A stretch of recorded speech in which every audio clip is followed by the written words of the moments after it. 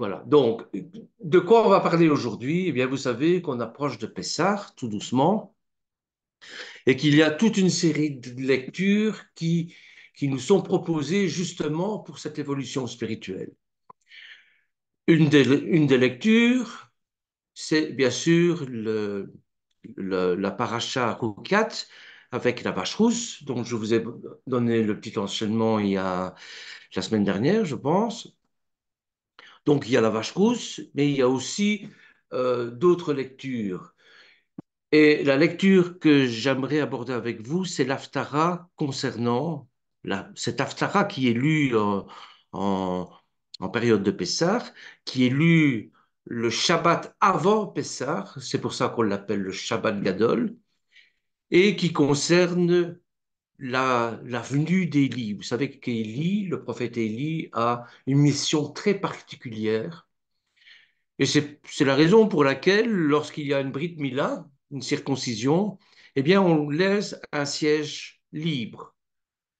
Parce que d'un moment à l'autre, les Juifs pensent, et nous pensons aussi, que Élie doit assister à cette Brit Mila.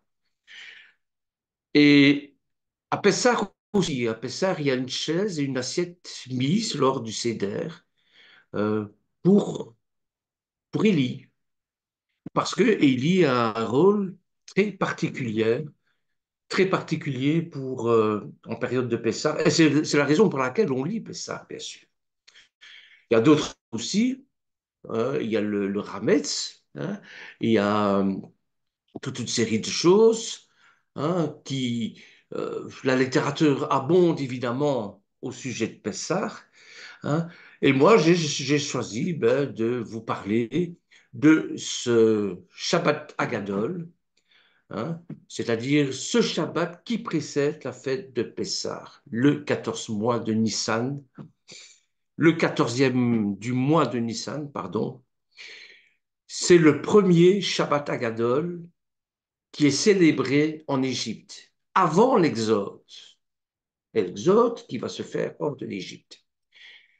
Et le 10 Nissan, les Hébreux reçoivent le commandement exclusif de cette semaine-là de prendre l'agneau pascal, de l'immoler et de mettre comment, le ret sur leur façade pour que l'esprit exterminateur puisse passer au-dessus des maisons. C'est la raison pour laquelle on l'appelle Pessar d'ailleurs. Pessar, ça veut dire qui passe au-dessus. Et c'est une des raisons de l'appellation du Shabbat Agadol, qui est liée justement à l'Aftara, qui est lu ce Shabbat-là. Et on prend Malachi au chapitre Malachi, pardon, au chapitre 23, au chapitre 3, verset 23, qui nous dit ceci. En Malachi, donc l'Aftara comporte des versets de Malachi, chapitre 3, verset 23, pardon. Or, je vous enverrai Élie, le prophète, avant qu'arrive le jour de l'Éternel, jour grand et redoutable. Donc, il a une mission très particulière. On n'en parle pratiquement jamais, hein, mais c'est important de le savoir. Alors, qui est Malachi? Eh bien, comme son nom l'indique, Malachi, ça veut dire en hébreu mon messager. Donc, c'est déjà dans son nom toute une histoire en soi. Donc, c'est un prophète environ du 5e siècle avant l'ère courante, avant euh, Jésus-Christ dans le calendrier grégorien. Et il est le rédacteur biblique du livre de Malachi, justement, un des livres de l'Ancien Testament, qui est également le dernier livre des Écritures hébraïques. Et dans la Bible française moderne, c'est le dernier livre. Dans le canon juif, il est le 12e et dernier petit prophète. Quand on parle de grand et petit prophète, ce n'est pas l'importance du personnage. c'est l'abondance de l'œuvre. Et Resquel a énormément écrit, Isaïe a énormément écrit, eh bien Malachie, il n'a que quelques versets. Voilà pourquoi on l'appelle le petit prophète. Mais au niveau profondeur, il égale Isaïe, Resquel, Jérémie et les autres, hein. Bon. Donc, le livre de Malachie, contient la déclaration de Dieu adressée à Israël par l'entremise de justement de ce prophète-là. Prophète, c'est quoi? Comment on pourrait définir un prophète? Prophète, c'est une personne par la bouche duquel l'Éternel parle. C'est pas quelqu'un qui parle à la place de l'Éternel. Dieu m'a dit, Dieu m'a confié, Dieu me charge de vous dire. Non, non, non, non, non. Il faut arrêter ça, ça c'est les faux prophètes. C'est l'Éternel qui parle à la place, qui parle par la bouche d'un homme. Voilà, c'est ça. C'est évidemment une grande différence, hein. Si je dis Dieu m'a dit et l'Éternel qui parle à travers ma bouche, euh, ça fait une grande différence, bien sûr.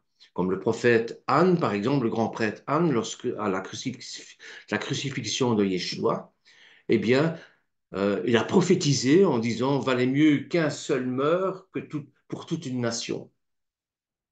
Voilà. Bon, ça venait pas de lui. Ça, on sentait lorsqu'il a prononcé ces paroles-là que ça venait du divin, ça venait d'Éternel. Voyez? Donc voilà. Et dans son livre, eh bien, Malachi dénonce notamment les négligences apportées au culte de Dieu. C'est pour ça que c'est excessivement important. Donc ce livre a été écrit après l'exil de Babylone, puisque les Israélites étaient administrés par un gouverneur. Et d'autre part, le culte s'effectuait au temple, ce qui tend à prouver qu'il était reconstruit à cette époque-là. Vous voyez?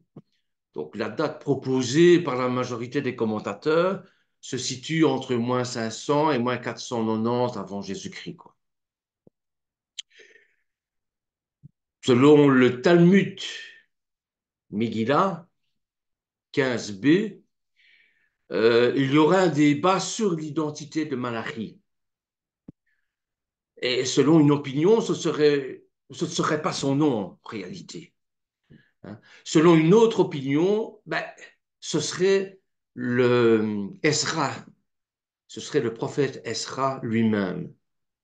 Mais bon, on laisse ça aux théologiens qui s'entretuent avec ça s'ils en ont envie. Nous, c'est pas ça qui nous intéresse, c'est le message qui véhicule, bien sûr. Alors, Malachi et Élie. Pourquoi Malachi vient parler d'Élie et pourquoi on étudie cette portion des Écritures à Pessah? Ben, on va essayer de voir ça ensemble. Donc, je vais vous demander de prendre vos Bibles au chapitre, prophète Malachi, chapitre 3, versets 23-24. Déjà là, il y a une prophétie intrigante, dérangeante, presque incompréhensible d'ailleurs. Quand il nous dit, je vous enverrai le prophète Élie avant que n'arrive le jour de l'Éternel, ce jour grand et redoutable. Il ramènera le cœur des pères vers leurs enfants et le cœur des enfants vers leurs pères, de peur que je ne vienne frapper le pays de destruction. Qu'est-ce que ça veut dire tout ça? Eh bien, il faut reprendre Malachie, chapitre 3, verset 24. Hein. Élie reviendra. Ça, c'est dans toutes les confessions. Hein.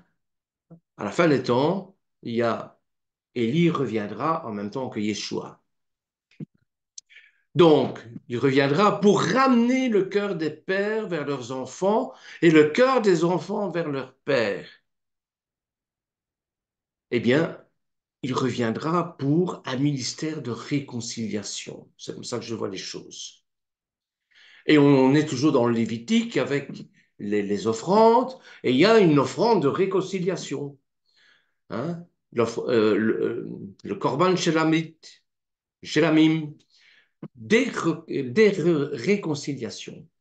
C'est une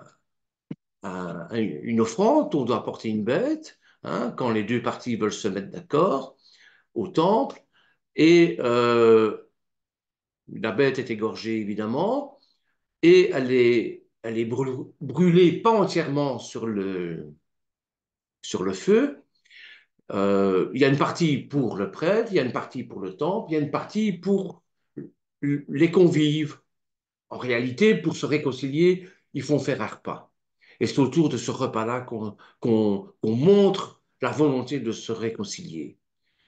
Eh bien, je pense que c'est ça, l'offrande chez la mime, c'est cela. Donc, Élie sera en quelque sorte le trait d'union entre les deux parties, entre les pères et leurs fils, et les enfants et leurs pères, pour cette réconciliation, ce ministère de réconciliation. Et dans le Nouveau Testament, dans la Brit Hadasha, eh bien, Yeshua révèle que Jean-Baptiste est l'accomplissement de la prophétie de Malachi. En effet, en Matthieu au chapitre 11, versets 13 et 14, on nous dit, en effet, tous les prophètes et la loi ont prophétisé jusqu'à Jean.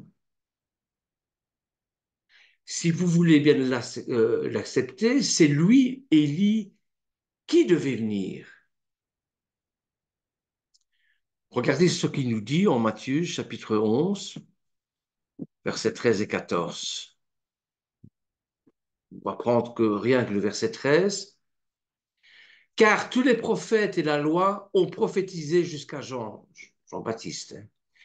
Et si vous voulez le comprendre, c'est lui qui est Élie qui devait dire que celui qui a des oreilles pour entendre, entende. Je ne parle pas d'ici de réincarnation. Attention, je parle d'un esprit d'Élie, comme il y a un esprit d'Amalek, comme il y a un esprit de l'Esprit Saint, comme, bon, c'est un esprit. Jean-Baptiste n'est pas Élie, mais possédait l'esprit, en quelque sorte, de, comment, d'Élie. Hein. C'est une réflexion que notre sœur Anne m'a suggérée il y a quelque temps, d'ailleurs.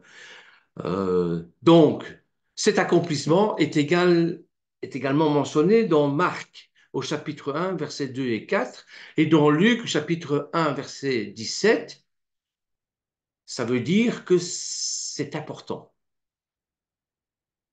Si les quatre évangélistes, pardon, citent cet épisode-là, c'est qu'il faut le retenir. Matthieu, chapitre 17, verset 13, hein, est directement lié à Malachi au chapitre 3, verset 23-24. Regardez ce qui nous est dit. Donc, en Matthieu, chapitre 17, versets 10 à 13, les disciples lui posèrent cette question. Pourquoi donc les spécialistes de la loi disent-ils qu'Élie doit venir d'abord? Donc, déjà, à cette période-là, on savait qu'Élie devait revenir. Et Yeshua leur répondit, il est vrai qu'Élie doit venir d'abord et rétablir toutes choses. Donc, la mission d'Élie, c'est de rétablir toutes choses. Mais je vous le dis, Élie est déjà venu. Ils ne l'ont pas reconnu, ils l'ont traité comme ils ont voulu. Les disciples comprirent alors qu'il leur parlait de Jean-Baptiste. Jean-Baptiste, c'était en quelque sorte la réplique d'Élie. Encore une fois, j'insiste, je ne parle pas de réincarnation. Pierre, les spécialistes de la loi, étaient bien sûr des enseignants religieux juifs. Et pour la plupart, c'était des pharisiens et des sadducéens aussi. qui commentait les Écritures juives, qui était plongé dans les Écritures du matin au soir. Pierre, Jacques et Jean, qui étaient familiers de leur enseignement, ont posé une question à Yeshua concernant Élie, après l'avoir vu avec celui-ci et Moshe. Souvenez-vous, on monte à bord où il y a eu cette transfiguration, où ils ont vu Moshe et Élie et Yeshua en train de discuter. Prenez Matthieu chapitre 17, versets 1 à 8. C'est cette transfiguration-là qui est là. 6 jours après, Yeshua prit avec lui Pierre, Jacques et Jean, son frère. Il les conduisit à l'écart sur une haute montagne. Il fut transfiguré devant eux. Son visage resplendissait comme le soleil. Ses vêtements devinrent blancs comme la lumière. Et voici, Moshe et Élie leur apparurent, s'entretenant avec lui.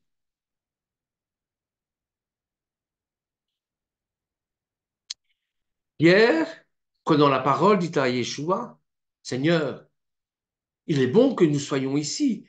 Si tu le veux, je dresserai ici 3 tentes, une pour toi, une pour Moshe et une pour Élie. Et comme il parlait encore, une nuée lumineuse les couvrit, et voici une voix fit entendre de la nuée ces paroles. Celui-ci est mon fils bien-aimé, à qui j'ai mis toute mon affection. Écoutez-le. Un peu comme lors de son baptême. Et lorsqu'ils entendirent cette voix, les disciples tombèrent sur leur face et furent saisis d'une grande frayeur. Mais Yeshua s'approcha, les toucha et dit, allez, levez-vous, n'ayez pas peur. Ils levèrent les yeux et ne virent que Yeshua seul. Yeshua dit clairement qu'Élie était déjà venu, mais que le peuple ne l'avait pas malheureusement reconnu et l'avait tué. Il en a profité ensuite pour annoncer qu'il mourrait également de la main de ses ennemis. C'est au chapitre 17, verset 12. Un bref aperçu du ministère de Jean-Baptiste montre à quel point il ressemblait à Élie. C'est pour ça que je vous parle d'esprit d'Élie. C'est comme dans une entreprise, hein, vous avez l'esprit d'entreprise, mais ce n'est pas pour ça que vous êtes l'entreprise. Euh, si votre père crée une entreprise, il va vous prendre avec lui pour son entreprise, mais vous n'êtes pas le père et lui n'est pas vous, mais il y a un esprit d'entreprise qui est là. Et c'est pour ça que le père, le fils et l'esprit agissent ensemble pour le bon fonctionnement de l'entreprise. Voyez?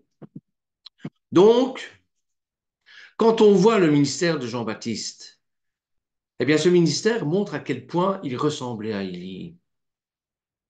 D'abord, Dieu annonçait que son œuvre ressemblerait à celle d'Élie. C'est dans Luc, chapitre 1, verset 17. Ensuite, il était vêtu comme lui. Matthieu, chapitre 3, verset 4. Et tout comme lui, il prêchait dans le désert. Matthieu, chapitre 3, verset 1. Tous deux prêchaient un message, mais quel message? Un message de repentance. Comprenez maintenant, vous commencez à comprendre pourquoi on lit cette portion de l'Haftara à Pessah. Parce qu'il véhicule un message de repentance. Et enfin, tous deux ont tenu tête à des rois et avaient des ennemis haut placés. Vous verrez ça dans 1 Roi, chapitre 18, versets 16 à 17, où on parle d'Élie, et dans Matthieu, chapitre 14, verset 3, où on parle de Jean-Baptiste. Alors, je vais vous dire pourquoi Élie n'est pas la réincarnation, que Jean-Baptiste n'est pas la réincarnation d'Élie. Bien, dans les évangiles, lorsqu'on pose la question à Yeshua de savoir s'il est Élie qui va venir, est-ce qu'il est question de réincarnation? Eh bien, la Bible ne parle jamais de réincarnation, jamais. En fait, la réincarnation est une doctrine complètement opposée à l'enseignement biblique. En effet, pour la révélation judéo-chrétienne, juive messianique, chaque être humain est doué d'un composant matériel qui est le corps, pardon, d'un composant spirituel qui est l'esprit et d'un composant dynamique qui fait fonctionner le tout, qui donne la vie, etc., qui est l'âme.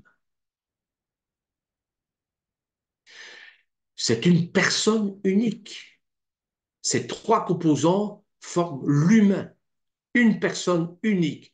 Et l'unicité de cette personne fait en sorte que vous ne rencontrerez jamais deux fois une Anne, deux fois une Violette, d'une fois une Lisiane.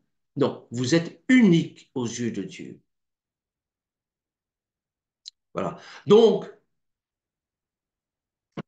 la théorie juive qui dit que Dieu a créé une gouffre, c'est-à-dire une matrice dans laquelle se trouvent les âmes, et choisit son corps en fonction des époques, c'est rocambolesque. Mais c'est peut-être rocambolesque, mais n'empêche qu'il y a beaucoup de gens qui croient alors, à la réincarnation. Donc, c'est toute la personne humaine avec chacun de ces trois composants qui est appelé à la gloire future du ciel, soit dans un état premier après la mort, où seul l'esprit est dans la présence de Dieu, parce que l'esprit, ça vient de Dieu.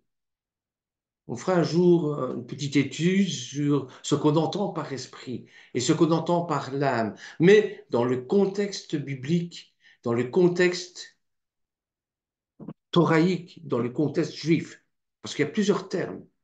Il y a le nefesh, le neshama et ainsi de suite. Hein. Vous voyez?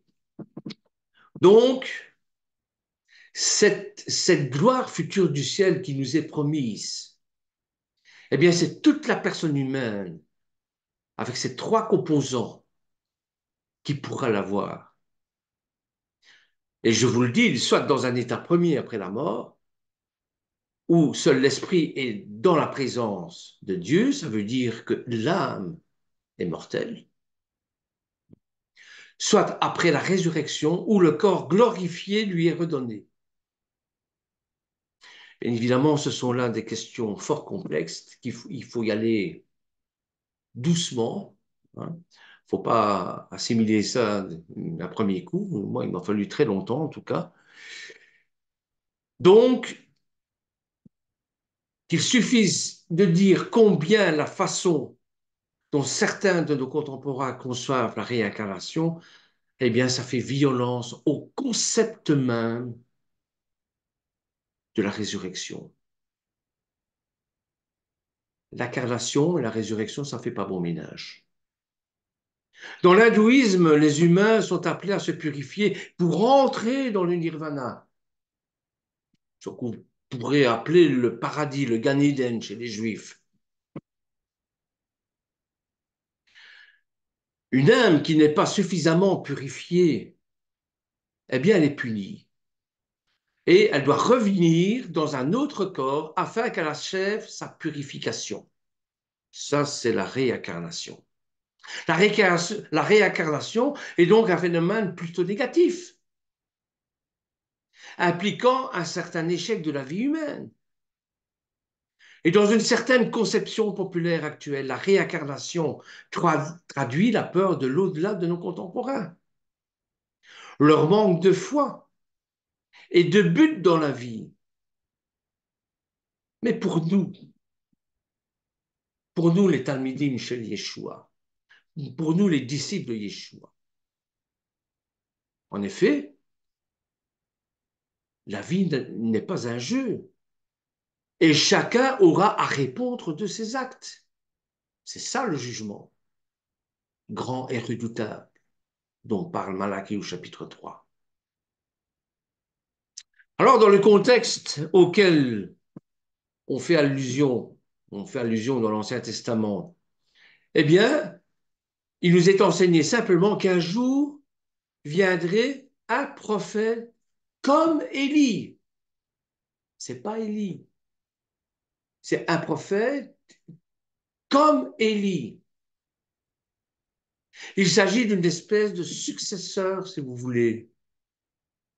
Ainsi, dans la même ligne, le Deutéronome 18 affirme qu'un jour, Dieu suscitera un prophète comme Moshe, etc., etc., etc. C'est le comme qui est très important. Ici, comme Élie a été prophétisé, comme Élie est un prophète puissant qui a lutté pour la cause du Dieu unique, au point d'être considéré par la tradition biblique comme le premier grand prophète. Ainsi, Jean-Baptiste a une mission qui lui est semblable, en préparant la venue du Mashiach. Lors de la transfiguration du Seigneur, ce sont Moshe et Élie qui apparaissent avec le Seigneur, avec Yeshua. L'un représentant quoi? Mais Moshe représente la loi et l'autre la prophétie, c'est-à-dire les deux grandes composantes de la révélation. L'Éternel se révèle comment à nous? Eh bien, en nous donnant la Torah. Ah, tu sais que j'existe, tu veux me servir, voici le guide, la Torah, Moshe. Et la révélation et la prophétie. La prophétie, c'est-à-dire, je te promets que tu viendras dans le Gan Eden avec moi.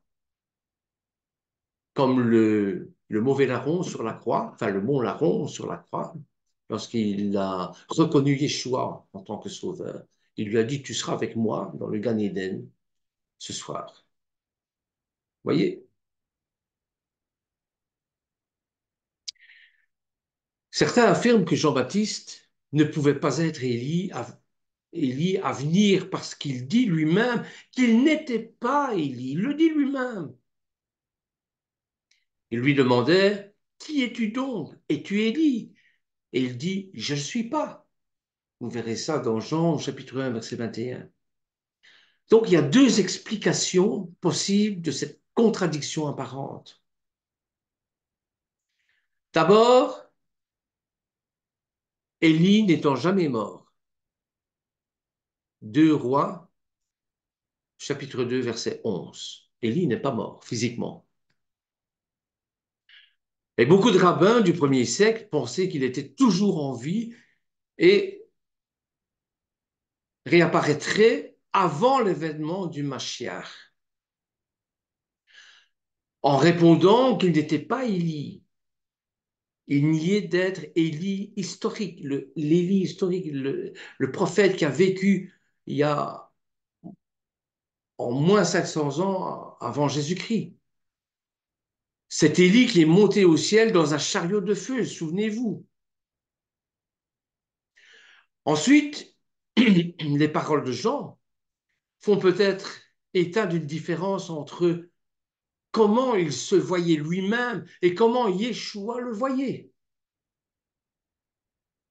Si vous me demandez comment je me vois, et si vous adressez à Yeshua de lui et vous lui posez la question comment il me voit, eh bien ça va pas du tout concorder, peut-être pas, peut-être bien.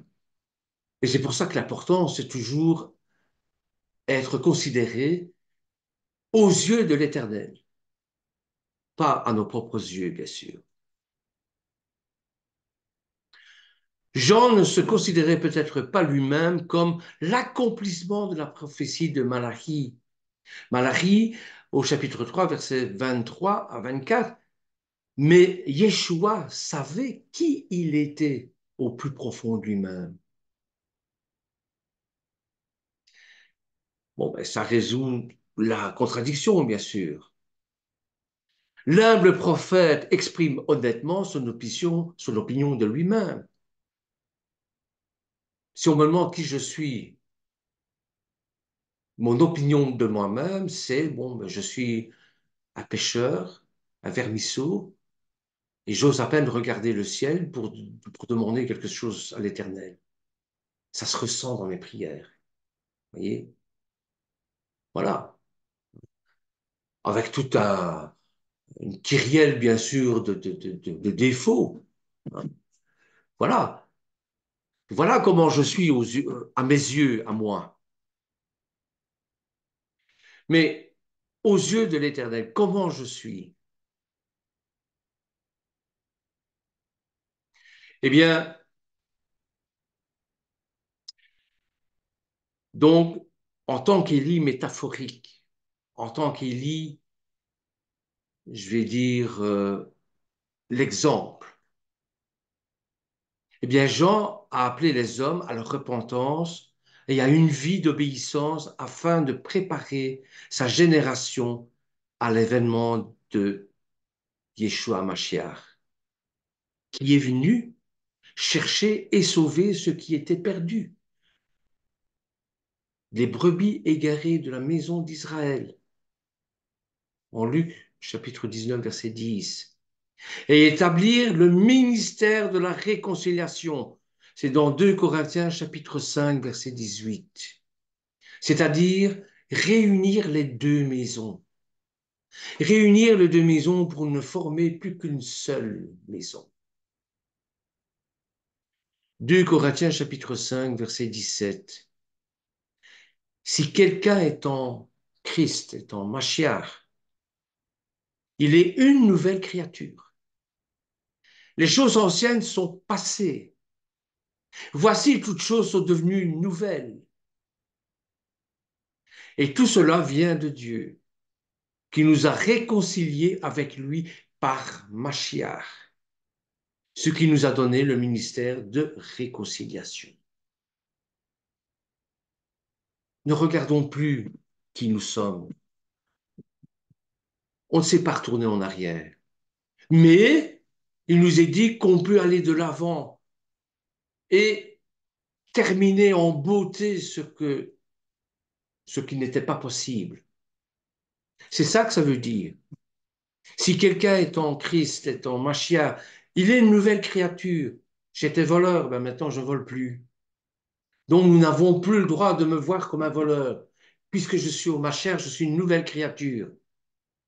Les choses anciennes sont passées. C'est fini, c'est oublié, c'est pardonné. J'ai fait tout ce qu'il fallait, j'ai payé ma dette à la société. Voici, toutes choses sont devenues nouvelles. C'est-à-dire, de voleur que j'étais, je suis devenu policier. Je vais combattre avec zèle les voleurs. Les voleurs dont j'ai été moi-même avant. C'est une métaphore, hein, bien sûr.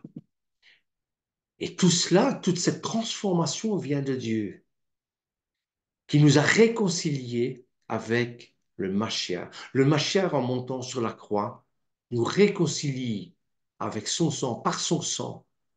D'abord, nous pardonne et nous réconcilie avec l'Éternel. Oufti, c'est déjà 11h47 et je n'ai pas encore entamé l'Aftara. Donc, Malachi est contemporain du retour de l'exil de Babylone, retour des Judéens en Israël et de la reconstruction du deuxième temple, ainsi que la remise en place de la société juive à Jérusalem. Le livre de Malachi dresse un tableau très sévère, car pour lui, c'est un échec. En effet, le peuple semble découragé et a perdu sa confiance en l'Éternel. On trouve le thème récurrent de la difficulté de faire entrer un idéal, une utopie dans le réel. C'est-à-dire, lorsqu'ils étaient à Babylone et qu'ils vont voir le prophète, hein, Reskel, et ils lui disent, bon, ben voilà, on va retourner, enfin, le prophète leur dit, vous allez retourner sur vos terres, etc., etc., etc. Chouette, on va refaire des temples, on va recommencer les sacrifices. Et le prophète va leur dire, mais vous n'avez rien compris. Vous avez été exportés, vous avez été bannis d'Israël parce que vous ne faites pas ce que l'Éternel demande et vous allez recommencer les mêmes erreurs. Vous n'avez rien compris. Et c'est ça que le Malachi vient avec son ministère de repentance. Vous voyez, tout le monde a failli jusqu'aux Kohanim, qui sont corrompus jusque la moelle à ce moment-là. L'égoïsme du peuple de Judée, et il annonce la venue d'un envoyé qui va rétablir la loi mosaïque, la loi de Moshe. Malachi termine la voie prophétique de l'Ancien Testament. La voie prophétique semble se taire et laisse la place à la sagesse, à l'exégèse. Et l'Haftara commence par un verset qui promet que les offrandes de nouveau seront acceptées, à condition que ce soit des offrandes sincères, de réconciliation, des holas sincères, hein, comment, des, des, des offrandes ratates sincères, c'est-à-dire vous commettez un péché, ben vous vous repentez sincèrement de tout votre cœur et pas par conformisme. Le Seigneur le dira lui-même, hein. Tu as quelque chose envers ton frère et tu vas au temple, tu vas à l'église, laisse ton offrande là. Va d'abord te réconcilier avec ton frère et puis reviens à l'église. Donc, on va entrer dans Malachie, chapitre 3, versets 3 à 4.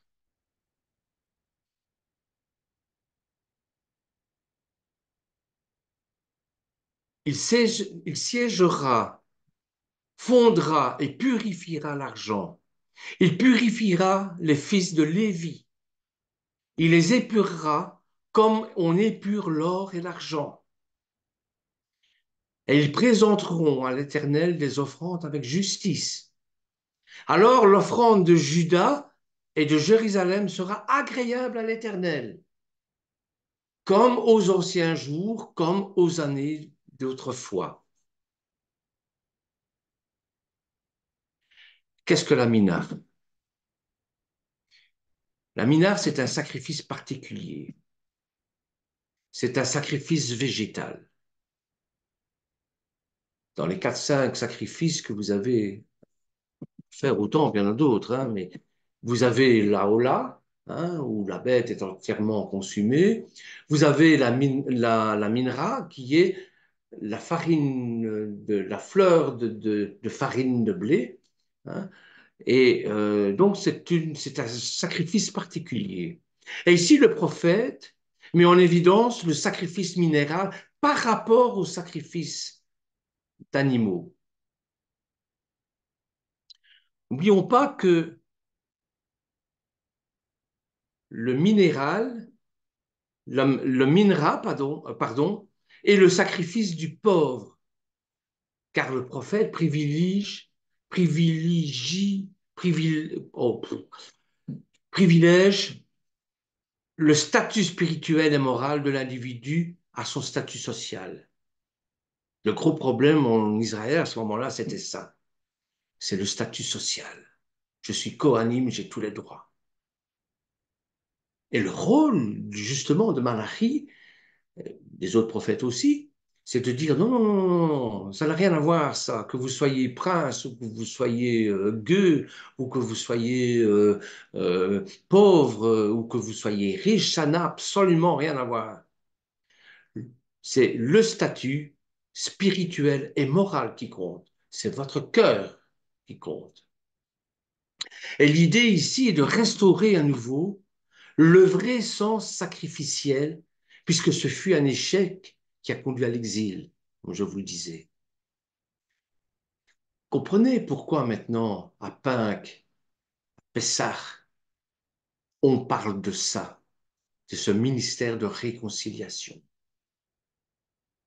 Parce que Yeshua, en montant sur la croix, a accompli bien sûr tous les sacrifices. Donc, en faisant ce sacrifice de Minra, eh bien, il avance le sacrifice de Yeshua sous la forme de la matzah, du pain sans levain. Le pain de la vie qu'il faut manger pour entrer dans le royaume. Et ça correspond au verset de Matthieu, chapitre 26, verset 26, qui nous dit, pendant qu'il mangeait, Yeshua prit du pain. Et après avoir rendu grâce, avoir béni comme on fait, il le rompit, le donna aux disciples en disant, prenez et mangez, ceci est mon corps.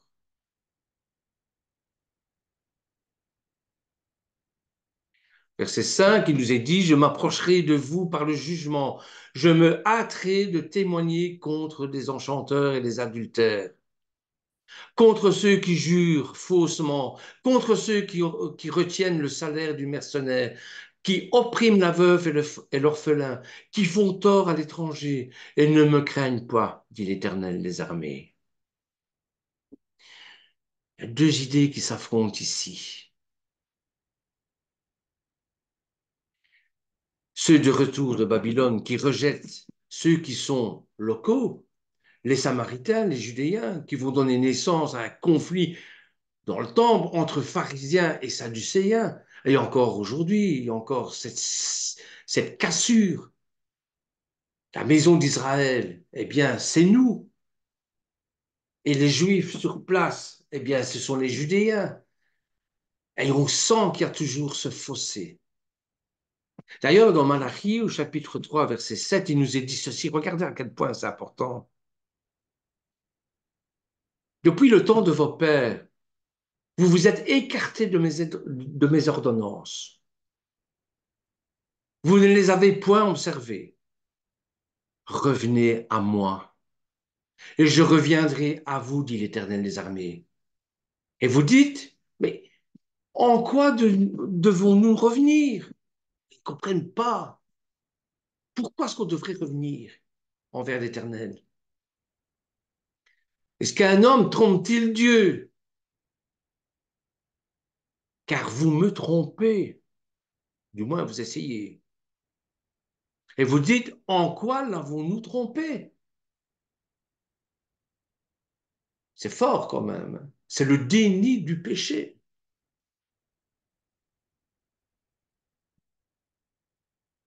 Et dans la dîme et les offrandes, vous êtes frappés par la malédiction. Et vous me trompez. Et vous trompez la nation tout entière. Pauvre. Je vous le dis, les gens qui voulaient revenir à Jérusalem, c'était pour reprendre la vie d'avant. Mais non, je vous l'ai dit au début, les choses passées sont passées. Il faut devenir de nouvelles créatures. Voyez? Et ce déni de péché, ben, tout le monde le commet. Je pratique l'euthanasie, mais en quoi est-ce que j'ai péché? J'ai abrégé les souffrances de la personne. Tu es qui, toi, pour faire ça? Ah, il souffrait tellement, je ne pouvais plus supporter ça. Alors j'ai mis fin à ses jours. Mais bien fin au jour d'un animal, pourquoi pas? Voyez? Le déni du péché. Surtout, ici, il s'agit de la dîme ou la capacité de partager. Si on veut être capable de vouloir faire entendre une idée, aussi juste soit-elle, il faudrait que dans les pensées thoraïques, l'homme porteur de cette parole et pensée et parole juste, soit lui-même juste. C'est tout le problème de la sanctification. Pour être mis à part, pour apporter la bonne parole de Dieu, il faut d'abord être purifié. Il faut demander une purification. Et puis ça sert à ça. Qui sommes-nous pour pouvoir apporter la parole de Dieu? Et c'est pour ça, dans chaque prière, je demande au Seigneur de me purifier pour me sanctifier. On ne peut pas offrir à autrui ce que l'on ne possède, ce qu'on ne posséderait pas pour soi-même. Je ne peux pas vous conseiller la fidélité dans votre couple si j'ai des maîtresses. Comprenez? C'est ça que ça veut dire. Il faut être ce que l'on dit, ce que l'on pense,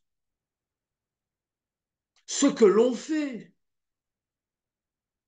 Sinon, ben, il y a une cause de malheur. Hein. Si on n'est pas ce qu'on dit, on est un menteur. Si on n'est pas ce que l'on pense, ben, on est un hypocrite. Alors si on n'est pas ce qu'on fait, ben, pourtant le Seigneur le dira lui-même, hein, hein, faites ce qu'ils disent, mais ne faites pas ce qu'ils font, en parlant des pharisiens. Donc leur parole était juste, mais ils n'accomplissaient pas ce qu'ils faisaient, ce qu'ils disaient, ce qu'ils pensaient. Le verset 10 est très beau hein, dans Malachie, chapitre 3, verset 10. Regardez ce qu'il nous dit. Apportez à la maison du trésor toutes les dîmes, afin qu'il y ait de la nourriture dans ma maison. Mettez-moi de la sorte à l'épreuve, dit l'Éternel des armées. Et vous verrez si je n'ouvre pas pour vous les écluses des cieux, si je ne répands pas sur vous la bénédiction en abondance. On voit ici que l'Éternel promet d'intervenir, pas uniquement dans le spirituel, mais dans le matériel aussi. Il n'y a pas que le spirituel. Si on ne s'attache qu'au spirituel, on est des grands rêveurs. Il faut appliquer notre spiritualité dans le matériel. Parce que c'est la création de Dieu aussi. À travers nous, si nous créons les choses, si nous construisons des maisons, etc., il faut que ces maisons, tout ce matériel, eh bien, que l'Esprit de Dieu puisse émaner de tout ça. Vous voyez? Il ne peut y avoir de pardon sans une sincère teshuva. C'est ça que ça veut dire. Et il faut se rappeler le désespoir d'Élie face à tous, sa solitude. Il a voulu mourir, Élie. À certains moments, bon, malgré tous les miracles qu'il avait faits, le peuple n'accrochait pas. Et il s'est adressé à l'Éternel, je paraphrase bien sûr, on étudiera Élie en profondeur dans une autre occasion, mais vous verrez. Euh, Élie s'adresse à l'Éternel, il dit, j'ai raté ma mission, reprends-moi, je veux mourir. Et l'Éternel envoie un ange, lui dit, non, non, tu vas d'abord te reposer parce que je n'ai pas fini avec toi. Tu vas d'abord te reposer, tu vas te nourrir, après je t'enverrai autre part. Je ne t'as pas fini ta mission. Vous voyez? Donc, il ne peut pas y avoir de pardon sans une sincère teshuva. Il faut se rappeler le désespoir d'Élie face à toute sa solitude. Et malgré tout ce qu'il a fait, il se sent seul et rien n'a changé. Que du contraire, ça a empiré. À ce moment-là, il était poursuivi par Jézabel, hein, qui, elle, a juré d'avoir sa peau. Hein. Donc, avec l'avenue d'Élie doit être le témoin que la loi de l'alliance a bien été observée. Et c'est pour ça qu'on met un siège, pardon, lors de la Brit Mila. C'est en quelque sorte la punition d'Élie qui a douté. Elle dit, ah, tu doutes de ma toute-puissance. Eh bien, tu seras le témoin de tout ce qui est au niveau de la Brit Mila. Et de Pessah, tu seras témoin aussi de ce qu'ils font. Et tu seras responsable de ce qu'ils font. Au verset 13 à 18, Malachi chapitre 3, verset 13 à 18, regardez. Toutes les nations vous diront heureux, car vous serez un pays de délices, dit l'Éternel des armées. Vos paroles sont rudes contre moi, dit l'Éternel. Et vous dites, qu'avons-nous dit contre toi? On rencontre ça, je rencontre ça avec mes filles. Hein. Elles sont très dures en parole, et puis elles disent, mais papa, je t'ai rien dit, moi.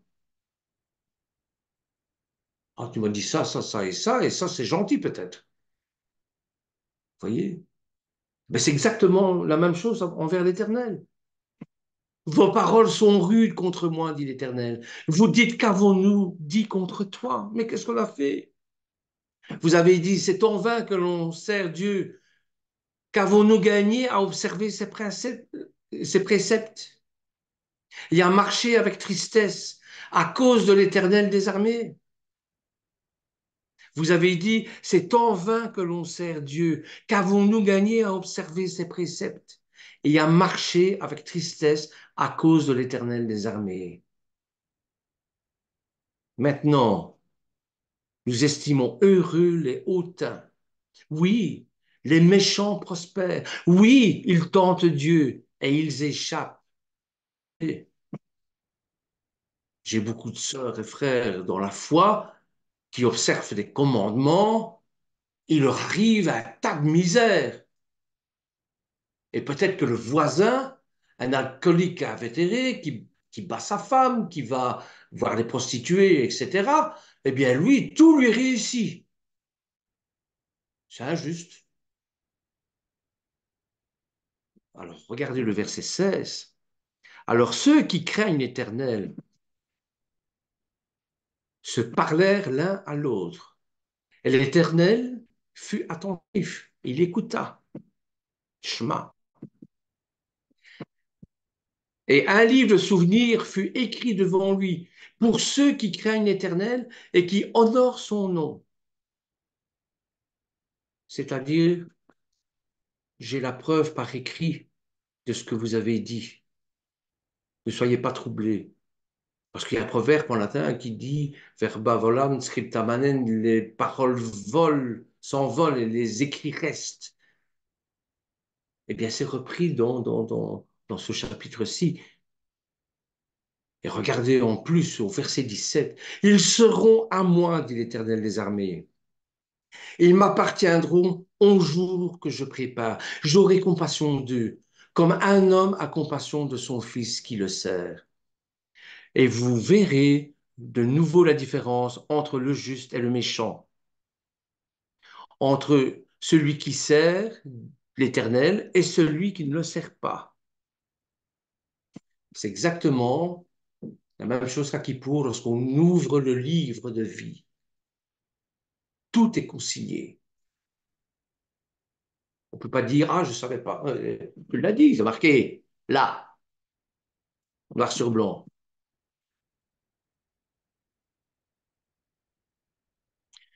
Alors, il y a une question, et je vais terminer là, il y a une question qu'il faut se poser, une question très intéressante, selon moi, qu'il faut se poser pour nous, bien sûr, à savoir si le culte sert à quelque chose ou pas. Et c'est quand même un constat amer, mais réaliste. Les gens religieux ne sont pas plus heureux que les impies. L'homme bon ne prospère pas plus ni moins que le méchant. Là-dessus, ils sont sur le même pied d'égalité, tous les deux. Le soleil brille aussi bien pour l'un que pour l'autre. C'est une question qu'on se pose constamment. C'est bien celle-là. La théologie de rétribution. Si je fais quelque chose, eh bien, je dois avoir une rétribution, une récompense.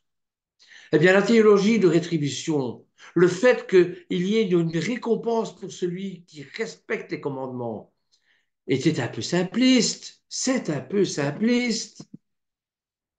Et ça ne fonctionne pas vraiment. C'est pas parce que je respecte les commandements à la lettre que je vais être heureux. Du moins que la vie va m'apporter des bienfaits. De ce questionnement ressort une conception plus mature du rapport au commandement et à la vie religieuse, bien sûr.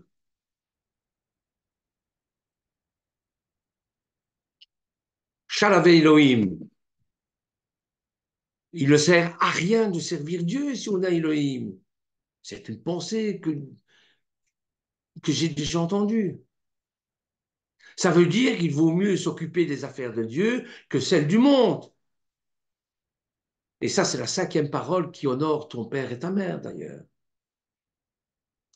Et je terminerai par Éphésiens au chapitre 6, verset 4. Et vous, père, cinquième parole, c'est honore ton père et ta mère.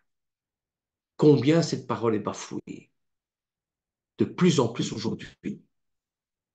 Mais il y a aussi Éphésiens chapitre 6, verset 4, qui nous dit, mais vous, père, n'allez pas hériter vos enfants par votre attitude, mais élevez-les en leur donnant une éducation, une discipline inspirée par le Seigneur.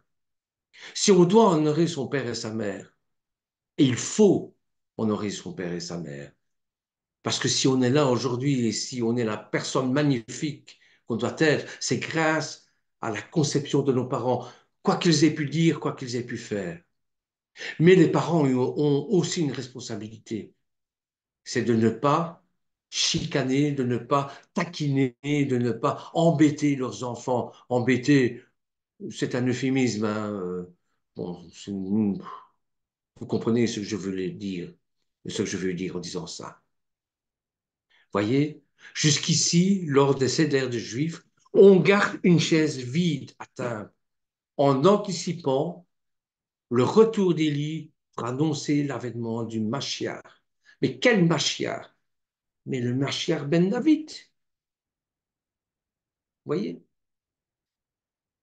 le Mashiach ben David qui est Yeshua, qui est le même Mashiach, mais qui doit revenir restaurer, instaurer le royaume de Dieu, sur terre comme dans les cieux. Il y a le Mashiach ben Yosef qui, lui, doit changer les cœurs. Et c'est par sa crucifixion sur la croix, son sacrifice ultime, qu'il va changer nos cœurs, qui va mettre un cœur de chair à la place de notre cœur de pierre, et qui va mettre son esprit en nous.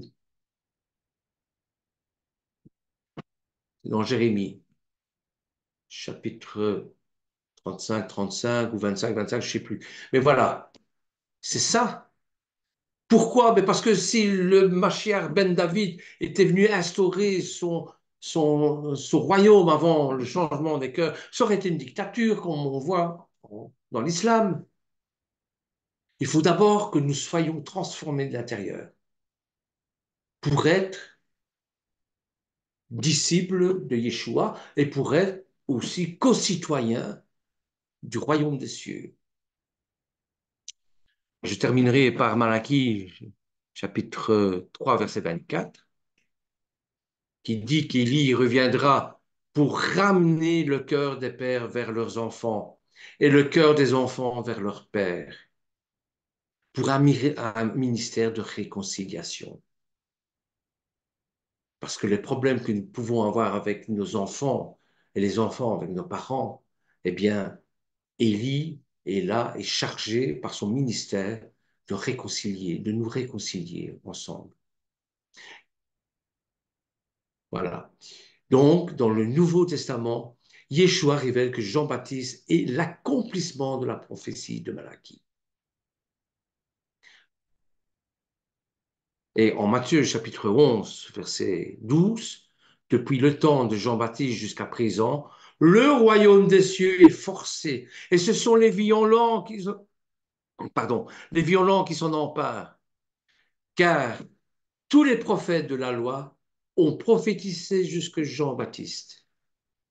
Et si vous voulez le comprendre, c'est lui qui est Élie qui devait venir. Voilà, frères et sœurs, ce que j'avais à vous dire. J'espère que je n'ai pas été trop brouillon, mais c'est une haftara excessivement riche qui nous dit pourquoi il faut un siège vide à Pessah pour accueillir le prophète Élie, dont la mission est une mission de, oui, de repentance, de réconciliation. Et pour qu'il y ait réconciliation, il faut de la repentance. Voilà. Il faut faire teshuva, une teshuva sincère. Et il faut organiser un repas. Le repas de Pessah, c'est ça. Voilà, j'espère que j'ai pas été trop brouillon, que l'Éternel vous bénisse.